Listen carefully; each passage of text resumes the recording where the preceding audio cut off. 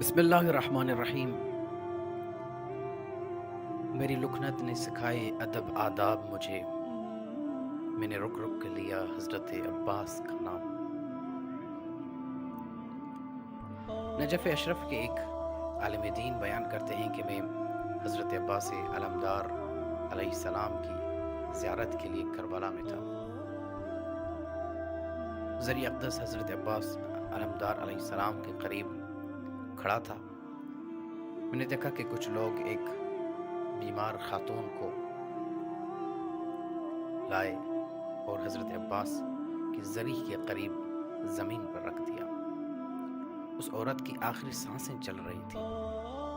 اس کا جوان بیٹا رو رو کے حضرت عباس کو یہ صدا دے رہا تھا، یا ابا الفضل، یا ابا الفضل، میری ماں کے سوا میرا اس دنیا میں کوئی نہیں ہے، میری ماں کو شفا دے دے۔ میں نے دیکھا کہ اس خاتون کی سانسیں مدھم ہوتی جا رہی تھی۔ یہ اور زور سے چلانے لگا، دعائیں کر رہا تھا، ندائیں دے رہا تھا، یا ابا الفضل، میری ماں کو شفا دے دے، میری ماں مریض ہے، میری ماں مرنے کے قریب ہے، یا ابا الفضل، میری ماں کو شفا دے دے۔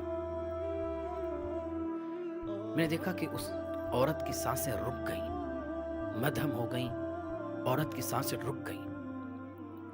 کہا کہ یہ ابا الفضل، میری ماں کو شفا دے دے، میری ماں مر رہی ہے، اگر آپ نے میری ماں کو شفا نہ دی تو میں بابا علی سے جا کر نجف میں شکایت کروں گا۔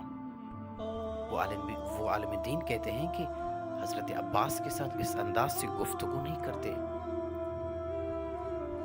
کہا کہ وہ نوجوان دوبارہ حضرت عباس علمدار علیہ السلام کی خدمت میں کہہ رہا تھا کہ میں نجف جا رہا ہوں اور بابا علی سے آپ کی شکایت کروں گا کہ عباس نے میری ماں کو شفا نہیں دی۔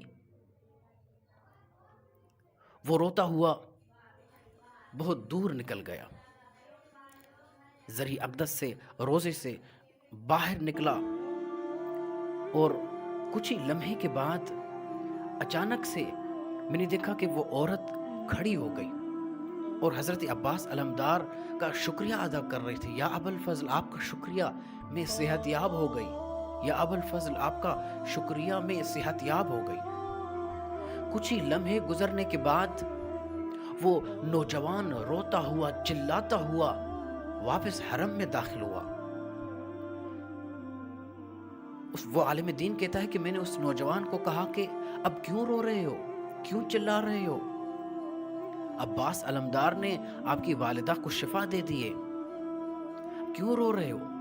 کہا کہ جب میں صحرا میں گیا، حرم سے باہر گیا، تو میں روتا ہوا چلاتے ہوئے میں کہہ رہا تھا عباس باب الحوائج نہیں ہے، عباس باب الحوائج نہیں ہے، عباس باب المراد نہیں ہے۔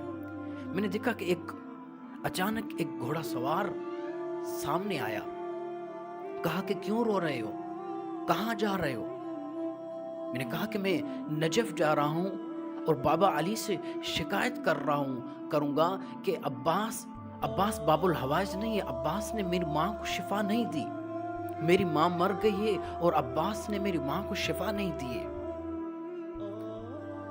کہا کہ بابا علی سے عباس کی شکایت نہ کرو، تمہاری ماں صحت یاب ہو گئی ہے، جاؤ۔ کہا کہ مجھ میں اتنی طاقت ہمت نہیں ہے کہ میں واپس جا سکوں، مجھ میں اتنی سخت نہیں ہے، میرا جسم کانپ رہا ہے، لرزہ طاری ہو رہا ہے، مجھ میں اتنی طاقت نہیں کہ واپس حرم جا سکوں۔ تو اس گھوڑا سوار نے کہا کہ جاؤ، آؤ، بیٹھو، میرے ساتھ گھوڑے پر بیٹھو۔ وہ گھوڑے پر بیٹھا اور وہ نوجوان کہتا ہے کہ مجھے حرم قریب نظر آنے لگا۔ میں نے جب تھوڑا بہت ہوش سنبھالا، میں نے دیکھا کہ گھوڑا خود بخود چل رہا ہے، اور گھوڑا سوار کے ہاتھوں میں لگام نہیں ہے، لگام آزاد ہے اور گھوڑا خود بخود چل رہا ہے۔ میں نے جب تھوڑا غور کیا، میں نے کہا کہ اس گھوڑا سوار کے تو ہاتھ ہی نہیں ہے، اس گھوڑا سوار کے تو بازو ہی نہیں ہے، گھوڑا خود بخود چل رہا ہے۔ یا عباس، یا باب الحوائج، تمام مومنین، تمام مومنات، تمام مشکل میں گھرے مومنین و مومنات کی حاجات پوری فرما۔ یا باب الحوائج ادرکنی ولا تترکنی، اللہم عجل لولیک الفرج والعافیت والنصر۔